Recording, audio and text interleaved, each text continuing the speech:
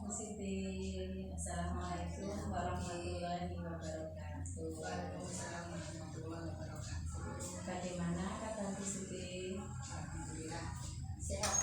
Mungkin sehat. Alhamdulillah. Bu Siti dalam mengajar TK sudah berapa tahun dalam ini? Kurang lebih 20 tahun. 20 tahun lebih. Jadi selama 20 tahun pasti ada kasus-kasus ya yang ada di lembaga. Nah, selama ini bagaimana Ibu untuk mengidentifikasi kasus yang merupakan dilema etika atau tujuan moral? Budin ini jadi kemarin kan saya sudah mengirim jawaban saya secara tertulis nih. Jadi ini sebagai penjelasan saja atau klarifikasi dari yang saya sampaikan kemarin. Nah, tentang tujuan moral itu memang ya ada saja setiap saat dan pertanyaan etika. Jadi sebagaimana saya sampaikan kemarin, untuk mengidentifikasi kasus-kasus yang merupakan tujuan etika itu saya melakukan hal-hal seperti ini. Yang pertama, saya berusaha untuk memahami masalahnya dulu. Memahami masalah itu dimulai dari mengidentifikasi akar masalah, kemudian mengidentifikasi siapa-siapa yang terlibat, mengumpulkan fakta dan menguji kebenaran dari paradigma yang ada itu dengan nilai-nilai, kemudian baru menentukan solusi. Selain itu, dalam menguji kebenaran paradigma terhadap kasus yang terjadi, itu saya juga mempertimbangkan maslahat dari apa-apa yang akan dilakukan dengan merujuk pada nilai-nilai agama, nilai-nilai budaya yang dijunjung di masyarakat. Dan jangan lupa satu hal yang penting, yaitu kode etik guru. Itu penting untuk menjadi pegangan. Hal ini dilakukan agar kita dapat mengambil keputusan dengan tepat, selamat, dan bermaslahat, tidak merugikan suatu pihak untuk menguntungkan pihak lainnya, dan juga tidak melanggar hukum atau melanggar kode etik. Itu penting. Terus untuk selama ini bagaimana Ibu menjalankan pengambilan keputusan di sekolah, terutama untuk kasus-kasus di mana ada dua kepentingan yang sama-sama benar atau sama-sama mengambil nilai kebijakan? Dalam hal ini saya melakukan langkah-langkah seperti berikut. Jadi sebenarnya dalam hal ini malah saya belajar dari Budin. Saya menerapkan apa yang saya pelajari dari Budina sebagai guru penggerak kami, karena Budina selama ini banyak memperoleh ilmu pengetahuan dan keterampilan yang terkait dengan hal ini ya. Sebagaimana yang saya pelajari, prosedur yang kami lakukan dalam pengambilan keputusan dewasa ini, saya menerapkan ini, memahami permasalahan dengan 4 kriteria paradigma dan 3 unsur dasar berpikir, kemudian melakukan 9 langkah dalam pengambilan keputusan. Tapi keputusan itu tidak saya ambil sendiri, Putih. Jadi saya mengundang warga sekolah yang berkepentingan, menginformasikan perihal yang akan diputuskan, mendiskusikan hal yang akan diambil keputusan, dan membangun komitmen bersama warga sekolah untuk melaksanakan keputusan yang telah disepakati melalui 9 langkah. 9 langkah yang kemarin saya dalami dari Budin itu memang sudah diterapkan di tempat di TK kita. Antara lain mengenali nilai-nilai yang saling bertentangan, menentukan siapa yang terlibat dalam kasus, mengumpulkan fakta yang relevan dengan situasi dan kasus, menguji kebenaran atau benar atau salah, menguji paradigma benar lawan benar. Ini tentu saja kita lakukan untuk mengambil mana yang lebih banyak manfaat dan maslahatnya. Kemudian melakukan prinsip resolusi, menginvestigasi opsi dilema, membuat keputusan dan melakukan refleksi dan refleksi. Terus untuk hal-hal apa saja yang selama ini Ibu anggap efektif dalam pengambilan keputusan pada kasus-kasus dilema etika? Kalau yang saya anggap efektif itu adalah komunikasi yang tepat dengan guru dan tenaga pendidikan serta warga sekolah.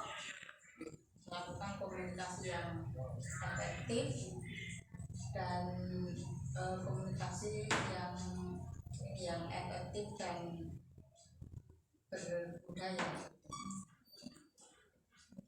Terus itu akan membuat saling nyaman. Hal-hal apa yang selama ini merupakan tantangan dalam pengambilan keputusan pada kasus dilema etika? Kalau yang paling terasa itu dalam mengambil tantangan dalam mengambil keputusan dilema etika itu adalah tentang perbedaan pendapat di antara guru, kepala sekolah maupun tenaga kependidikan. Itu kalau belum terjadi saling memahami atau keselarasan pemahaman, nah itu yang akan menjadi tantangan, karena ya pasti akan berbeda-beda dan kurang mantap keputusan yang diambil. Apakah Ibu memiliki sebuah tata cara atau jadwal tertentu dalam sebuah penyelesaian kasus dilema etika? Apakah langsung menyelesaikan di tempat atau memiliki sebuah jadwal untuk menyelesaikannya? Untuk bentuk dan prosedurnya seperti apa yang Ibu jalani? Kalau untuk kasus-kasus dilema etika itu kan urgent, jadi tidak usah menunggu jadwal seperti lainnya. Kalau khususnya tentang dilema etika itu tidak ada jadwal tertentu, tapi langsung ketika ada kasus itu segera kita tangani. Ini berbeda dengan mengambil keputusan dalam suatu program. Untuk pengambilan keputusan tersebut, adakah seseorang atau faktor-faktor yang selama ini mempermudah atau membantu Ibu dalam pengambilan keputusan dalam kasus dilema etika ini? Kalau faktor-faktor yang mempermudah itu, yang pertama adalah keyakinan terhadap nilai-nilai yang kita yakini, yang tersebut dari nilai agama, kemudian nilai-nilai luhur budaya, termasuk di dalamnya nilai-nilai Pancasila, nilai kebijakan itu merupakan nilai yang harus kita pegangi, dan itu yang akan menguatkan kita. Kemudian yang kedua yang akan mempermudah adalah sikap legowo, adanya kerelaan hati untuk memberi masukan dan juga menerima masukan dari rekan sejawat. Dan sikap legowo ini harus kita bangun dalam diri kita dan pada teman-teman sejawat kita. Kemudian yang ketiga, friendly, sikap yang ramah, santun, bersahabat, dan saling menghormati. Ini juga harus kita bangun kepada diri kita dan rekan-rekan sejawat kita. Kemudian keteguhan hati untuk mengambil keputusan dalam kasus tersebut, dan komitmen untuk menerima keputusan dengan legowo, menerima keputusan dan menjalankan keputusan itu dengan legowo. Ini juga harus kita bangun dalam diri kita dan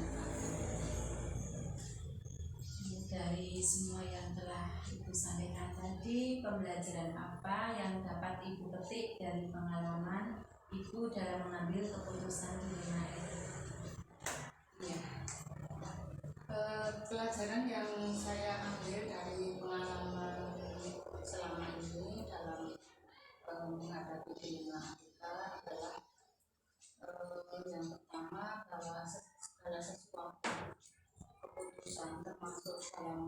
menghadapi di rumah kita itu kita harus berpegang pada nilai, berpegang pada nilai yang berlaku, aturan yang berlaku, termasuk dengan kode etik, terutama kode etik diri. Kemudian tidak mengambil keputusan sendiri, tapi kita harus melibatkan partisipasi dari berbagai pihak yang terkait dan juga partisipasi teman sejawat.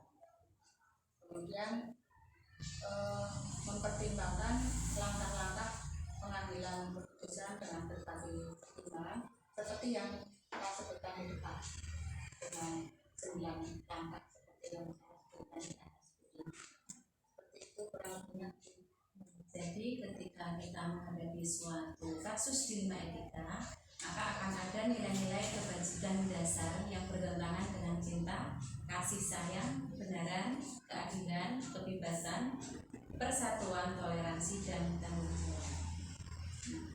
Terima kasih Bu Siti yang telah rela hati untuk menjawab pertanyaan-pertanyaan yang saya ajukan. Banyak salah, saya mohon maaf. Terima kasih telah mengganggu aktivitas Bu Siti.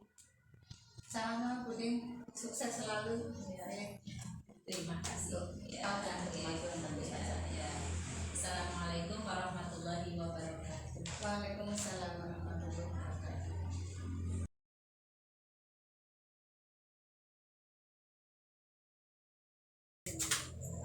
Selamat siang Pak Jura. Selamat siang Mbak Dina, gimana? Monggo. Mohon maaf saya mengganggu aktivitas Bapak pada siang hari ini. Di sini saya akan menyampaikan beberapa pertanyaan terkait dengan pengambilan keputusan. Selama ini Bapak sudah berapa tahun mengajar politik? Selama saya jadi guru pertama kali sampai sekarang masih tetap guru TK, tidak bisa naik. Selama ini pasti banyak permasalahan, banyak kasus yang sudah terjadi di lembaga Bapak. Terus bagaimana Bapak dapat mengidentifikasi kasus-kasus yang merupakan dilema etika atau rujukan moral? Untuk mengidentifikasi khusus atau kasus-kasus yang kaitannya dengan dilema etika atau rujukan moral, kami di lembaga ini melihat dari beberapa tipe kasus yang dihadapi dan memandang bahwa sebagai sudut pandang yang bermacam-macam terkait dengan kasus apa yang itu muncul. Terus berarti tadi melihat kasus itu di mana kalau ada dua kebenaran yang sama-sama benar atau sama-sama mengandung nilai kebajikan ya Pak ya? Ya, Harus menimbangkan itu ya. ya pertimbangannya untuk berdasarkan melalui itu. Ya. Terus untuk prosedur seperti apa yang Bapak lakukan selama ini?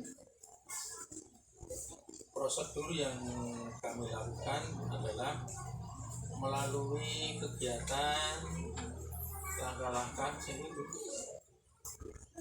sepertinya biasa yang dilakukan selama ini kami dengan teman-teman itu adalah saya lakukan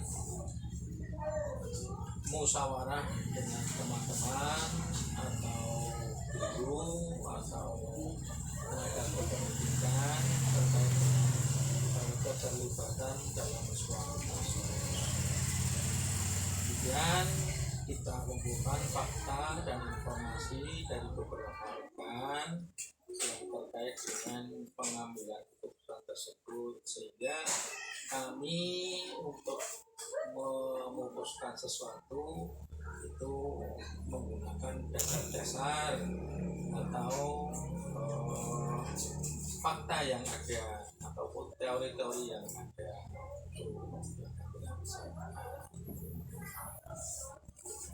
Kemudian di sini biasanya kita bersama-sama dengan teman-teman itu bermusyawarah bahwa itu ada beberapa langkah, diantaranya mengenali nilai-nilai yang saling bertentangan, kemudian menentukan siapa yang terlibat dalam kasus tersebut. Setelah itu kita kumpulkan fakta-fakta atau relevansi dengan situasi dalam kasus tersebut. Kemudian setelah terkumpul, kita kaji bersama benar dan salahnya.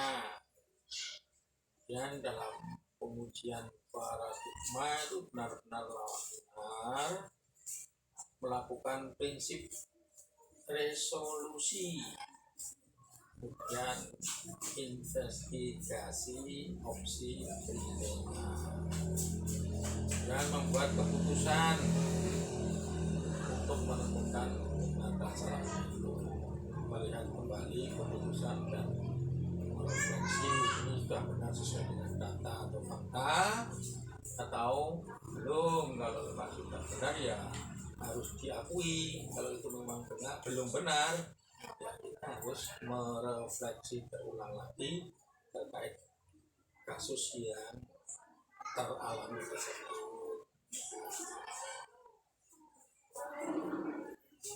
Terus untuk hal-hal apa saja yang selama ini dianggap efektif dalam mengambil keputusan pada kasus-kasus dilema etika? Ya biasanya kita yang paling efektif adalah pengambilan keputusan kasus dilema etika adalah mulai diskusi, kemudian komunikasi efektif sesama rekan guru ataupun PTK ataupun yang ada dalam keluarga lingkungan satuan pendidikan tersebut terkait dengan kasus yang dialami. Dengan pihak lain maupun wali murid maupun apa yang bisa diajak berkomunikasi secara efektif, dan itu bisa membangun dan mendorong untuk menentukan benar salahnya kasus tersebut. Selanjutnya, hal-hal apa saja yang merupakan tantangan Bapak dalam mengambil keputusan pada kasus dilema etika? Selama ini setelah adanya komunikasi efektif, komunikasi dengan keluarga lembaga, kita adalah perbedaan pendapat. Dari perbedaan pendapat pihak satu dengan pihak yang lain itu mungkin masing-masing kita punya dasar masing-masing, sehingga dasar itu perlu kita gali dan itu nanti akan dibahas untuk menentukan lebih lanjut. Itu biasanya seperti itu. Kalau itu memang harus dilanjutkan secara detail, ya harus lanjut dengan komunikasi secara efektif dari keluarga satuan lembaga yang ada di kami, baik guru, wali murid maupun bisa yang waktu kejadian melihat tentang tersebut. Apakah Bapak memiliki sebuah tata kala atau jadwal tertentu dalam sebuah penyelesaian kasus dilema etika, dan apakah juga langsung menyelesaikan di tempat atau memiliki sebuah jadwal untuk menyelesaikannya? Biasanya di lembaga kami adalah kasus muncul adanya kasus itu secara insidental atau tiba-tiba, sehingga barangkali kasus tersebut dianggap itu segera harus diselesaikan, ya nanti kita selesaikan. Kalau itu nanti perlu pemikiran lebih panjang, kita tentukan dengan teman-teman bahwa kapan ini masalah akan diselesaikan agar nanti tidak berlarut-larut. Nah, setelah adanya kesepakatan itu kita jadwalkan, misalkan pertemuan besok hari Kamis jam sekian di ruang kantor kepala sekolah. Nah, seperti itu. Jadi sifatnya tidak terjadwal dari awal, namun setelah ada komunikasi terjadwal secara insidental. Itu Mbak Dina. Terus untuk penyelesaian masalah tadi, adakah seseorang atau faktor lain yang selama ini mempermudah Bapak untuk membantu dalam pengambilan keputusan dalam kasus dilema etika ini? Biasanya kita untuk hal semacam ini dalam lingkup lembaga, kita tidak mengambil orang luar, terkecuali kaitannya dengan kelembagaan. Itu kita berkomunikasi dengan yayasan atau pemerintah desa setempat, karena lembaga kita adalah milik desa. Itu. Dari semua hal yang telah kita sampaikan, pembelajaran apa yang dapat dipetik dari pengalaman Bapak untuk mengambil keputusan dilema etika ini? Dari kami biasanya setelah adanya komunikasi di antara kita di inter lembaga ataupun teman-teman dari guru maupun PTK yang lain ataupun murid, sehingga hal tersebut bisa diselesaikan setelah adanya komunikasi secara efektif dan komunikasi secara ketemu langsung, sehingga di antara satu dengan yang lain harus ketemu langsung ini. Oh ternyata yang benar seperti ini, oh jajane ini seperti ini. Nah seperti itu Mbak Dina. Terima kasih Bapak yang telah memberikan jawaban atas pertanyaan yang saya berikan. Mudah-mudahan ini bermanfaat untuk kita semua dalam pengambilan keputusan dalam kasus dilema etika pada siang hari ini. Terima kasih Bapak, saya telah mengganggu aktivitas Bapak. Terima kasih. Assalamualaikum warahmatullahi wabarakatuh. Waalaikumsalam warahmatullahi wabarakatuh. Kebutuhan Mbak Dina, dan saya mohon maaf mungkin keterangan kami belum bisa memuaskan sesuai dengan tujuan dan harapan penjenengan. Namun apa yang saya sampaikan adalah hal yang saya lakukan di lembaga kami ini. Terima kasih atas berkunjungnya ke sini, dan mudah-mudahan tidak kapok dan bisa dipergunakan hal-hal yang baik. Informasi dari kami hal yang tidak baik silahkan nanti dibuat tidak merusak.